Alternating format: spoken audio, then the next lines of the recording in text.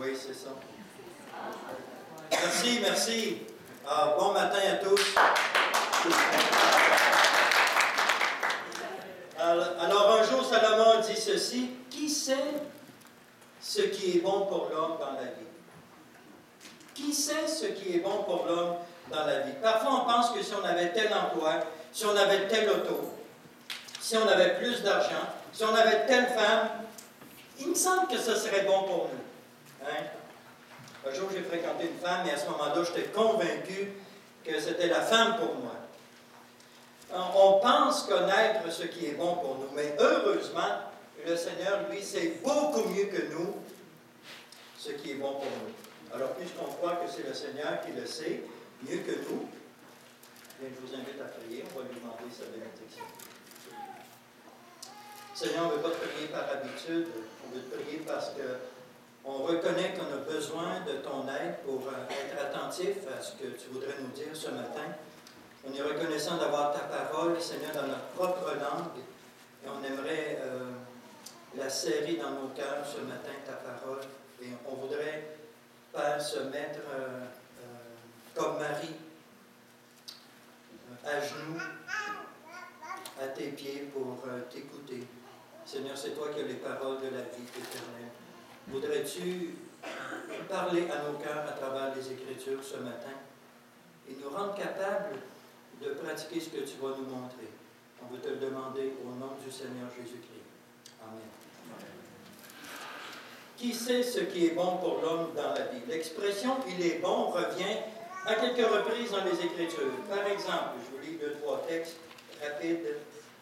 Au psaume 119, c'est écrit « Il m'est bon d'être humilié, afin que j'apprenne tes statuts, tes commandements. Il m'est bon d'être humilié. » Un autre texte, cette fois-là, dans les Proverbes, où on lit « Prête l'oreille, écoute les paroles des sages, applique ton cœur à ma science, car il est bon que tu les gardes au-dedans de toi. » Il est bon que tu les gardes au-dedans de toi et qu'elles soient toutes présentes sur tes lèvres.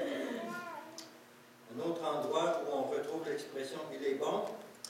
Pour ce qui concerne les choses au sujet desquelles vous m'avez écrit, je pense qu'il est bon pour l'homme de ne point toucher de femme. Toutefois, pour éviter la débauche, que chacun ait sa femme et que chaque femme ait son mari. Un autre, il est bon.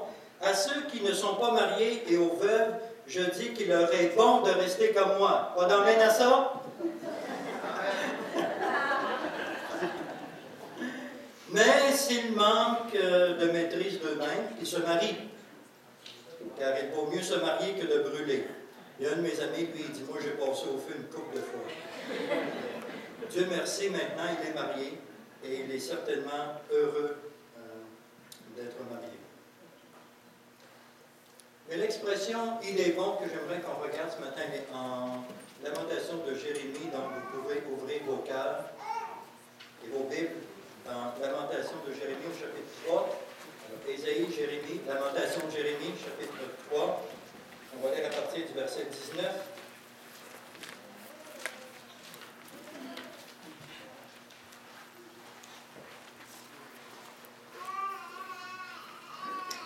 Alors Jérémie dit « Quand je pense à ma détresse et à ma misère, à l'absinthe et au poison, quand mon âme s'en souvient, elle est abattue au-dedans de moi. » Hein, quand on pense à nos problèmes, quand on pense à nos... En avez-vous des problèmes? Quand on pense à nos problèmes, quand on se nourrit de ça, qu'est-ce qui arrive? Quand notre âme s'en souvient, elle est abattue au-dedans de moi. Et Jérémie dit ceci, « Voici ce que je veux repenser dans mon cœur. Ce qui me donnera de l'espérance. Les bontés de l'Éternel ne sont pas épuisées. Ses compassions ne sont pas à leur terme. » N'est-ce pas merveilleux? Imaginez si le Seigneur dirait, « Ah, excuse-moi, j'ai tout épuisé mes bontés, j'en ai plus. » Hein, ça serait-tu plate, pas à peu près? Hein? Les bontés de l'Éternel ne sont pas épuisées. Ses compassions ne sont pas à leur terme. Elles se renouvellent chaque matin. Oh, que ta fidélité est grande. L'Éternel est mon partage, dit mon âme. C'est pourquoi je veux espérer en lui. L'Éternel l'Éternel a de la bonté pour qui espère en lui, pour l'âme qui le cherche. Il est bon d'attendre en silence le secours de l'Éternel. C'est ce « il est bon-là » que j'aimerais qu'on regarde ce matin. Ce n'est certainement pas une phrase très populaire en 2014 de dire « il est bon d'attendre en silence le secours de l'Éternel ». Mais si le Seigneur nous dit par l'entremise de Jérémie que c'est bon, bien c'est parce que c'est vrai, et puis c'est parce que c'est bon aussi. On n'aime pas attendre. Pas vrai, quand je travaillais au cégep Beauce-Appalaches, à un moment donné, la Caisse populaire est venue installer un guichet automatique et ils ont installé une petite caméra à la réception où je travaillais comme agent de sécurité. Et on voyait des gens qui venaient plus loin, là, on les voyait dans l'écran, ils venaient retirer au guichet automatique. Et ils mettaient la carte et ils pitonnaient, puis là, ils étaient là. Ça pressait, hey, c'est long 2 secondes. Et ils étaient là, on en voulait dire, ah ouais, sors le cash, là. On n'aime pas attendre, n'est-ce pas? Depuis quelques années, on parle de rage au volant. Les gens ragent et s'enragent parce qu'ils n'aiment pas attendre. On serait sans doute surpris de voir le nombre d'accidents qu'il y a eu parce que quelqu'un a effectué un dépassement parce qu'il n'aimait pas attendre. On n'aime pas attendre. Vous savez que dans les escaliers roulants, si vous n'avez pas l'intention de marcher, vous devez garder la droite. La gauche est pour ceux qui marchent dans les escaliers roulants. Spécial, hein? C'est vrai, ça. Si vous n'avez pas l'intention de marcher, vous devez vous tenir à droite. La gauche, c'est pour ceux qui marchent, même dans les escaliers roulants. On n'aime pas attendre. On n'aime pas ça. Et vous savez, avec tous les bidules aujourd'hui électroniques, hein? Hey, on veut-tu savoir tout de suite qui nous a écrit, là, hein? On n'aime pas attendre. On n'aime pas ça. J'ai entendu une femme à la radio, je crois qu'elle était psychologue, elle a dit qu'elle était très inquiète pour la génération X et Y parce qu'elle a dit « ces générations-là n'ont pas appris à attendre ». Ils n'ont pas appris à attendre. Pourtant, la Bible, la parole de Dieu nous dit qu'il est bon d'attendre en silence, d'attendre le secours de l'Éternel. Il est bon, c'est une bonne chose. Alors ce matin, on va regarder 3 raisons pour lesquelles c'est important d'attendre en silence le secours de l'Éternel. Alors la première raison, c'est parce que le Seigneur utilise l'attente pour nous amener à dépendre de lui. Le Seigneur utilise l'attente pour nous amener à dépendre de lui. Actes chapitre 1.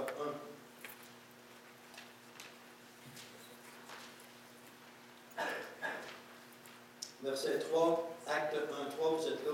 Vous avez tous des bidules électroniques. Je n'ai pas entendu aucune page des Écritures se tourner. Acte 1, verset 3. Après qu'il eut souffert, il leur apparut vivant, hein, on parle de Jésus, et il leur en donna plusieurs preuves se montrant à eux pendant 40 jours et parlant des choses qui concernent le royaume de Dieu. Comme il se trouvait avec eux, il leur recommanda de ne pas s'éloigner de Jérusalem, mais d'attendre. D'attendre ce que le Père avait promis, ce que je vous ai annoncé, leur dit-il. Car Jean a baptisé d'eau, mais vous, dans peu de jours, vous serez baptisés du Saint-Esprit. On s'en va au verset 9. Après avoir dit cela, il fut élevé pendant qu'ils le regardaient, et une nuée le déroba à leurs yeux. Et comme ils avaient les regards fixés vers le ciel, pendant qu'ils s'en allaient, voici 2 hommes vêtus de blanc leur apparurent et dirent, « Hommes galiléens, pourquoi vous arrêtez-vous à regarder au ciel? Ce Jésus qui a été enlevé au ciel du milieu de vous viendra de la même manière que vous l'avez vu allant au ciel. » Alors il s'en retourna à Jérusalem, de la montagne appelée des Oliviers, qui est près de Jérusalem, à la distance d'un chemin de sabbat. Comme quand ils furent arrivés, ils montèrent dans la chambre haute où ils se tenaient d'ordinaire. C'était Pierre, Jean, Jacques, André, Philippe, Thomas, Barthélemy, Matthieu, Jacques, fils d'Alphée, Simon le Zélote et Jude, fils de Jacques. Tous d'un commun accord persévéraient dans la prière avec les femmes et Marie, mère de Jésus, et avec les frères de Jésus. persévéraient tous, ils ne priaient pas Marie, vous avez remarqué? Un mari était là, il priait avec eux. Et ici, le Seigneur demande aux apôtres d'attendre le Saint-Esprit. Ça va durer combien de temps, ça? Nous, on le sait parce qu'on a la suite du texte, mais eux ne le savent pas. Ça va durer combien de temps, cette attente-là? Attendre ce que je vous ai promis, le Saint-Esprit. 1 jour, 2 jours, 3 jours. Jésus a dit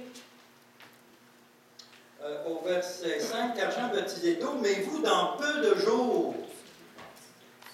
Si pour Jésus, un jour, c'est comme 1000 ans, ça peut être long. Ça va durer combien de jours? Finalement, ça a duré 10 jours, l'attente. Mais ici, les apôtres avaient quand même une parole du Seigneur sur laquelle ils pouvaient s'appuyer, une promesse. Ça, c'est important, c'est encourageant. On dirait que l'attente nous paraît moins longue quand on a une promesse. Et Jésus leur avait promis que le Saint-Esprit viendrait. Le Seigneur utilise l'attente pour nous amener à dépendre de lui, pour nous amener sur nos genoux. Et c'est ce que les apôtres ont fait. Ce n'était pas une attente passive. Oh, est-ce qu'il va arriver, là? Bougonnant. Non, c'était une attente active. Ils ont prié pendant ces 10 jours-là.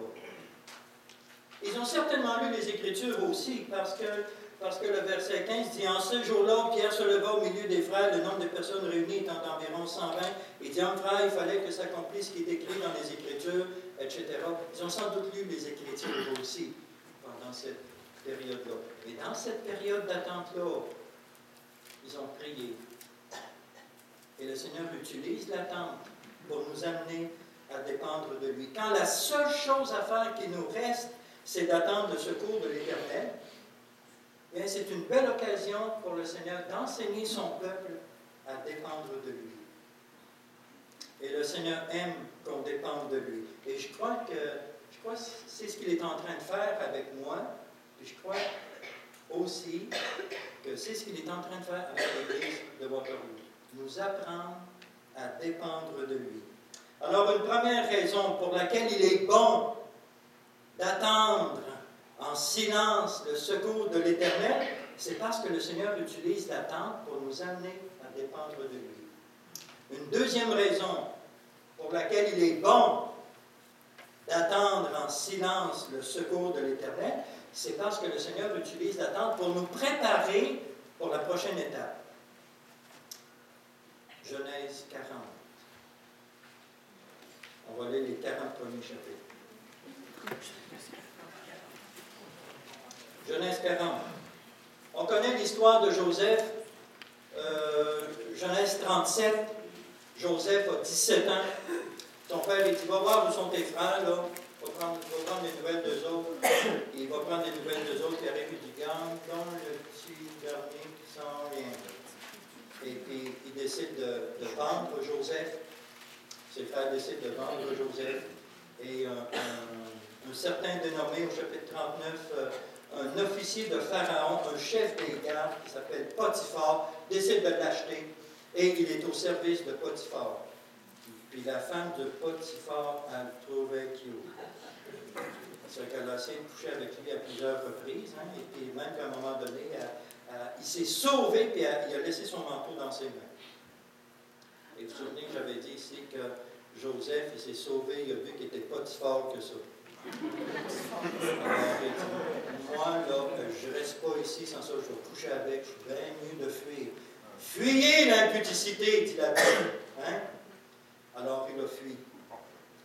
Et il a été rattrapé, quelque part, parce qu'il a été mis en prison, parce qu'il a refusé de coucher avec la femme de Potiphar.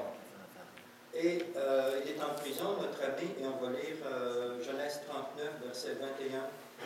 L'Éternel fut avec Joseph, il étendit sur lui sa bonté, on a parlé de la bonté du Seigneur ce matin, il le mit en faveur aux yeux du chef de la prison. Le chef de la prison plaça sous sa surveillance tous les prisonniers qui étaient dans la prison, et rien ne s'y faisait que par lui. Le chef de la prison ne prenait aucune connaissance de ce que Joseph avait en main, parce que l'Éternel était avec lui, et l'Éternel donnait de la réussite à ce qu'il faisait. Après ces choses, il arriva que que les chansons et le panetier du roi d'Égypte offensèrent leur maître, le roi d'Égypte. Pharaon fut irrité contre ces deux officiers, le chef des échansons et le chef des panetiers. Il les fit mettre dans la maison du chef des gardes, dans la prison, dans le lieu où Joseph était enfermé. Le chef des gardes les plaça sous la surveillance de Joseph, qui faisait le service auprès d'eux, et il passa un certain temps en prison. Pendant le même nuit, les chansons et le panetier du roi d'Égypte, qui était enfermé dans la prison, eurent tous les deux un songe, chacun le sien, pouvant recevoir une explication distincte. Joseph étant venu le matin vers eux, ça me fait assez rire quand je dis ça, les regarda, et voici, ils étaient tristes. Alors il questionna les officiers de Pharaon qui étaient avec lui dans la prison de son maître. Il dit, « Pourquoi est-ce que vous avez un mauvais visage aujourd'hui, les boys?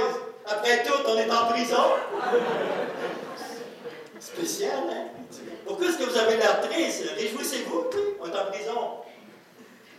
Il n'avait pas l'air à se plaindre trop, Joseph. Hein?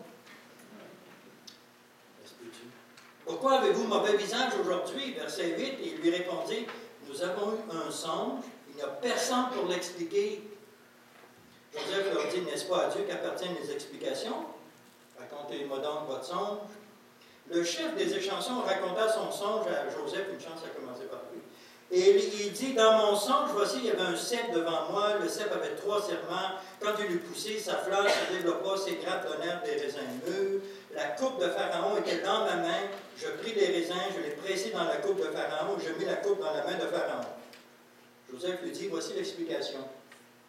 Les 3 serments sont 3 jours, encore 3 jours, Pharaon relèvera ta tête et te rétablira dans ta charge. Tu mettras la coupe dans la main de Pharaon, comme tu en avais l'habitude, lorsque tu étais son échanson. Mais souviens-toi de moi, quand tu seras heureux, montre, je te prie, de la bonté à mon égard.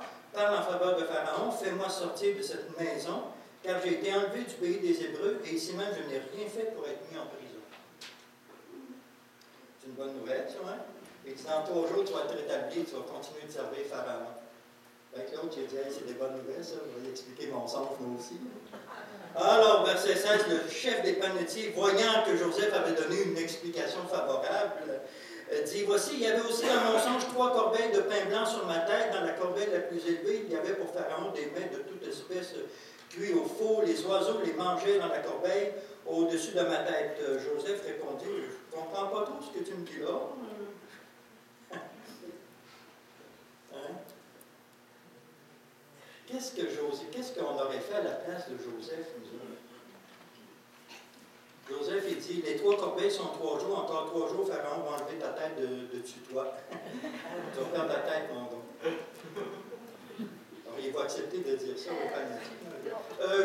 T'as un songe compliqué, toi. C'est pas trop, là. Hein, quand on ne veut pas trop dire la vérité aux gens, on fortille. Hein, mais lui, Joseph, il a dit, il a donné l'heure juste.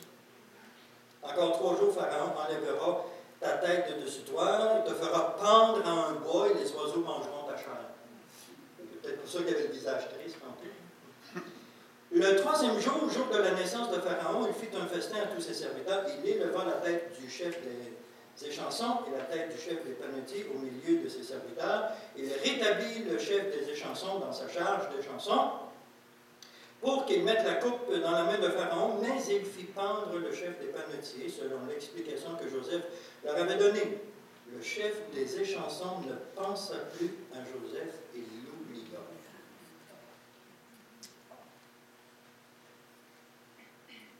Jusque-là, ça peut aller. C'est la phrase d'après qui m'a dérangé un jour quand j'ai lu ça. Au bout de 2 ans, Pharaon eut un songe. J'ai dit, voyons donc, Seigneur. Tu n'as pas vu que ce toto-là, il n'a pas parlé pour Joseph? Tu as bien vu qu'il l'a oublié. Pourquoi est-ce que tu n'as pas envoyé un songe à Pharaon le lendemain? Pourquoi est-ce que tu as attendu 2 ans? Mais j'ai dit, je pense qu'en quelque part, peut-être que le Seigneur avait encore besoin de travailler quelque chose dans le caractère de Joseph pour la tâche qui l'attendait. Pourquoi est-ce qu'il 2 ans, c'est long, 2 ans en prison. J'ai passé 3 mois déjà, quand j'avais 18 ans, je trouvais ça très long. Imaginez 2 ans. Et vous savez comment Joseph est resté en prison. Donc vous ne le savez pas parce que ce n'est pas clair dans les Écritures. Mais Joseph est allé chercher ses frères à l'âge de 17 ans. Et lorsqu'il s'est présenté devant Pharaon, il avait 30 ans. Là, il y a 13 ans, là. On ne sait pas combien longtemps il a travaillé chez Potiphar. 1 an, 2 ans, 3 ans, on ne sait pas. Mais on sait en tout cas au moins qu'il était en prison quand le chef des échansons est venu, puis que 2 ans plus tard, il est encore là. Il a passé un minimum de 2 ans, peut-être plus, en prison, et peut-être qu'il a passé, j'ai entendu un prédicateur dire 10 ans. J'aurais aimé ça aller le voir après, me dire comment est-ce que vous l'expliquez, où est-ce que vous l'avez vu, ça m'intéresserait, moi. Mais on sait qu'il y a une période de 13 ans. Là. C'est long, 13 ans. C'est long. Où est-ce que était Dieu? Dieu est en train de former le caractère de Joseph pour ce qui s'en vient. Moi, je trouve ça intéressant. Il est bon d'attendre en silence le secours de l'Éternel parce que le Seigneur utilise l'attente pour nous préparer pour la prochaine étape.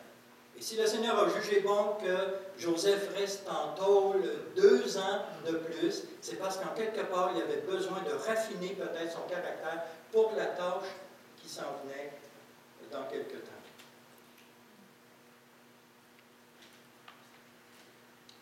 Le psaume 105 nous parle de Joseph.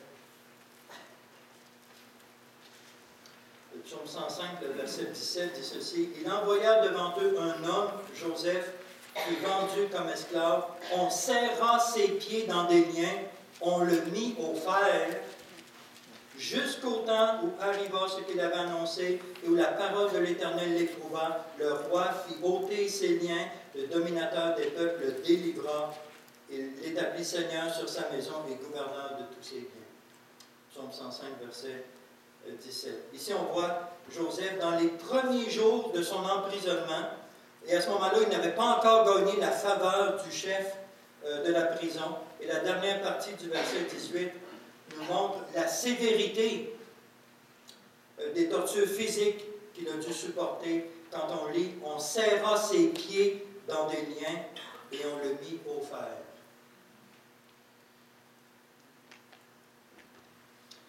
Quelqu'un écrit: « Si Joseph n'avait pas été purifié et n'avait pas été mis à l'épreuve avant d'obtenir le pouvoir absolu sur tout un peuple, il aurait pu facilement devenir un tyran. » Mais dans cette période-là d'attente, Dieu l'a préparé, Dieu l'a façonné et Dieu l'a rendu comme il voulait, prêt pour la prochaine étape. Il devait apprendre à souffrir autant que ceux qui l'emploieraient et qui allaient le servir, afin qu'il puisse comprendre leur souffrance quand il viendra à lui. Quelqu'un dit, vous pouvez l'écrire, ça c'est important, c'est pas dans la Bible, mais c'est vrai quand même. Tout ce que Dieu veut faire par vous, il va d'abord le faire en vous. Tout ce que Dieu veut faire par vous, il va d'abord le faire en vous.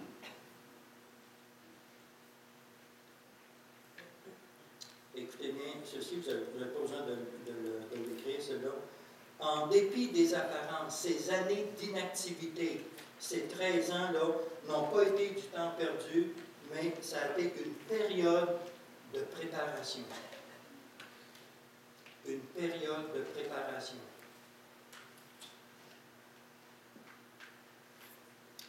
Une deuxième raison pour laquelle il est bon d'attendre en silence le secours de l'Éternel, c'est parce que le Seigneur utilise l'attente pour nous préparer pour la prochaine étape.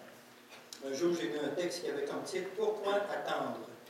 Et voici, entre autres, ce que l'auteur écrivait. Notre attente correspond au temps de préparation qu'utilise le Seigneur. Pour réaliser ses buts souverains, il peut nous faire attendre pendant qu'il coordonne les événements qui serviront sa volonté.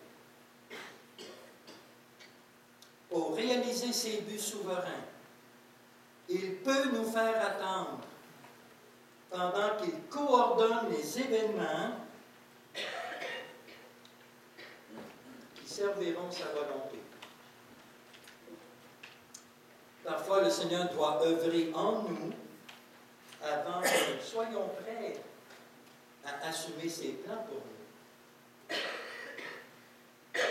Voilà qui nous aide un peu mieux à comprendre la période d'attente dans laquelle Joseph s'est retrouvé. Alors, si vous êtes dans une période d'attente, il est possible que le Seigneur est en train de vous préparer pour la prochaine étape. Ne désespérez pas. Ne vous découragez pas. Le Seigneur est en train de faire quelque chose dans votre cœur. Il est en train de vous préparer, même si on ne le voit pas, même si on ne sait pas ce qu'il est en train de faire. Et une dernière, enfin, pour finir, une troisième raison pour laquelle il est bon d'attendre en silence le secours de l'Éternel. Voyez, vous venez d'apprendre le verset par cœur ce matin, n'est-ce pas merveilleux? C'est parce que le Seigneur utilise l'attente pour nous amener à nous examiner. Quand on est dans la période d'attente, on s'en pose-tu des questions? Et le Seigneur utilise cette période-là pour nous amener à nous examiner. Job, chapitre 13, c'est le gars que j'ai le plus hâte de voir au ciel après Jésus.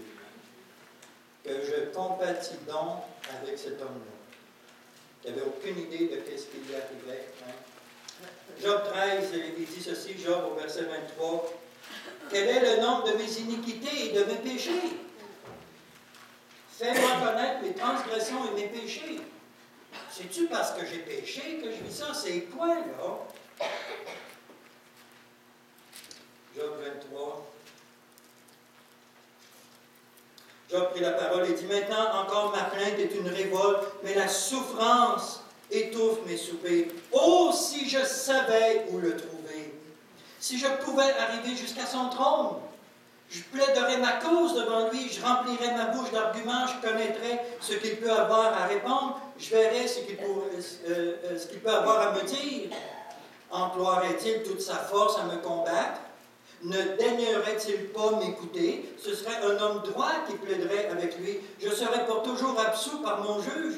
Mais si je vais à l'Orient, il n'y est pas. Si je vais à l'Occident, je ne le trouve pas. Est-il occupé au Nord? Je ne puis le voir. Se cache-t-il au Midi? Je ne puis le découvrir. Il sait néanmoins quelle voie j'ai suivie. Et s'il m'éprouvait, je sortirais pur comme l'or. Job s'était examiné dans cette période-là d'attente. Et ses amis qui l'accusaient, c'est parce que tu as péché, là, que ça t'arrive. Hein. Tu sais, nos amis spirituels, parce que tu as péché. J'ai mal au doigt, je suis allé dans le Beauce, moi, de descendre, il y a quelqu'un qui a dit, « Ah, on est puni par ce qu'on a péché! » J'ai dit, ça serait le cas, ça ferait longtemps que je ne parlerai plus. J'ai assez de misère avec ma langue. Là, vous avez de la misère avec votre langue, vous autres? Oui.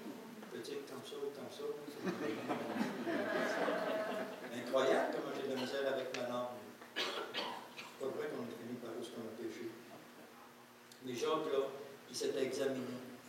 Ses trois amis ont passé une semaine sans dire un mot. Ça, c'est la meilleure chose qu'ils n'ont pas faite. Hein? Puis Dieu, là, il dit à Satan, il dit, « As-tu remarqué mon serviteur Job? Il n'y a personne comme lui sur la terre. C'est un homme intègre et droit, craignant Dieu et se détournant du mal. » On dirait que le Seigneur il est fier de Job. Hein? La façon qu'il dit ça, là, on dirait qu'il est fier de Job. Il dit, l'as-tu remarqué? Il n'y a personne comme lui sur la terre. C'est un homme droit, intègre. Il craint Dieu. Job 27.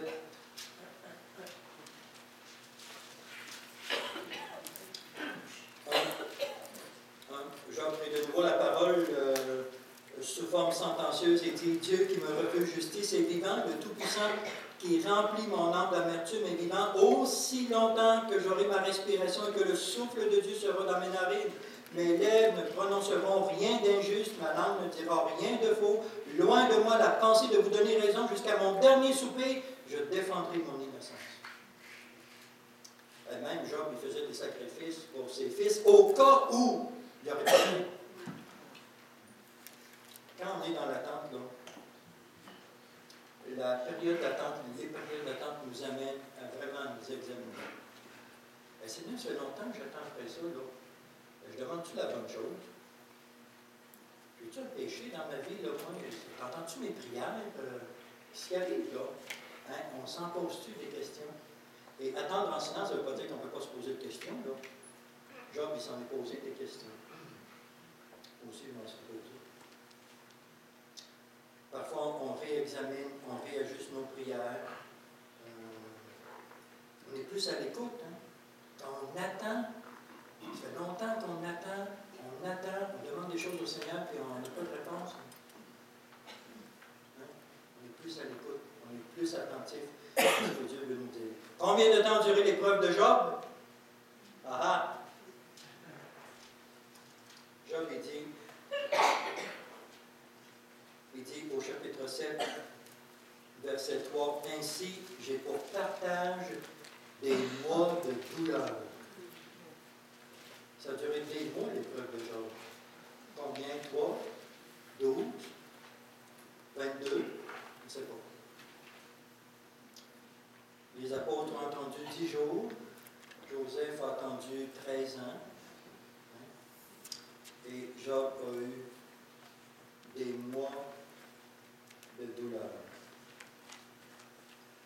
Parfois, quand on attend, ça nous amène à nous examiner. Et parfois, le Seigneur nous montre que nos motifs sont pas peu. Vous connaissez le verbe sonter? Hein? On voit que nos motifs n'étaient pas purs. Parfois. Le Seigneur, dans sa bonté, nous montre ça. Il sonde nos cœurs, nous révèle nos motifs. Puis parfois, dans l'attente, on ne sait pas toujours ce que Dieu est en train de faire, mais on sait qu'il fait des bonnes choses, le Seigneur. Hein? Un jour, j'ai entendu un conférencier qui a dit qu'il vivait une situation difficile, puis il a reçu par la porte une petite carte, c'était écrit « Seigneur, je ne te comprends pas, mais je te fais confiance. » Alors, il a dit « Ça, c'est bon, je vais l'envoyer à mon ami Joe Blow là-bas. » Et puis, il l'a envoyé à son ami Joe Blow, mais revenu 2 jours plus tard, le Seigneur dit « Non, tu en as besoin toi aussi. » Alors, mets-le sur ton bureau. Là. Seigneur, je ne te comprends pas, mais je te fais confiance. Je ne sais pas ce que tu es en train de faire, je ne vois pas clair, mais je te fais confiance. Tu ne fais pas d'erreur. Le Seigneur ne fait pas d'erreur. Depuis novembre 2011, c'est clair que c'est ça que le Seigneur travaille dans ma vie, l'attente. Et je vais terminer avec ceci. Je dois confesser que je n'ai pas toujours attendu en silence. Il y a 2 semaines, je l'ai confessé au Seigneur, je me suis repenti et j'ai dit, Seigneur, dorénavant, je choisis d'attendre en silence ton secours. Ce n'est pas écrit que c'est facile, c'est écrit que c'est bon. C'est une bonne chose d'attendre en silence, sans murmurer, sans chialer. Même quand le ciel semble fermé, quand le ciel semble terrain, on dirait que Dieu n'est pas là où je l'ai vécu ça. On veut persévérer. Continuer d'attendre le temps de Dieu. La Bible dit, il fait toutes choses belles en son temps. Combien de fois Jésus a dit, mon heure n'est pas encore venue. Mon heure n'est pas encore venue. Il fait toutes choses belles en son temps. Ça, c'est Ecclésiaste 3:11. Ça vaut la peine d'attendre. L'attente de Job a été récompensée. La Bible dit, et le Seigneur lui redonna en double tout ce qu'il avait eu. Il a déjà très riche. Ça vaut la peine d'attendre. Ça, c'est le secours de l'Éternel. Alors, juste terminer en disant, peut-être que ce matin, tu es dans une période d'attente.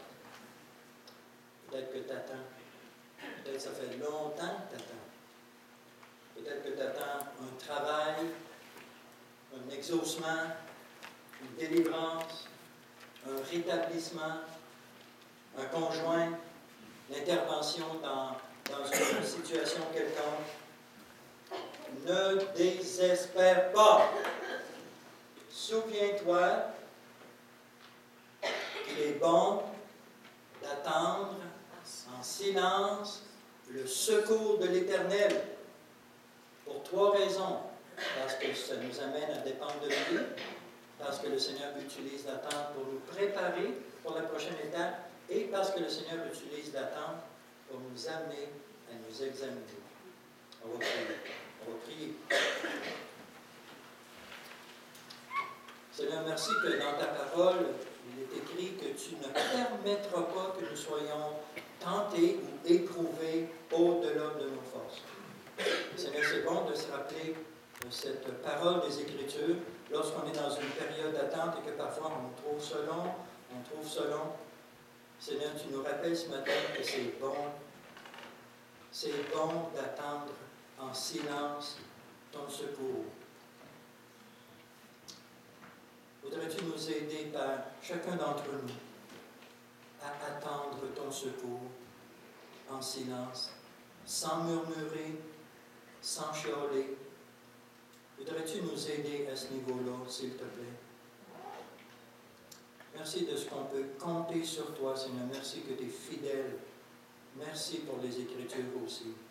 Seigneur, nous t'aimons. Amen. Bon dimanche.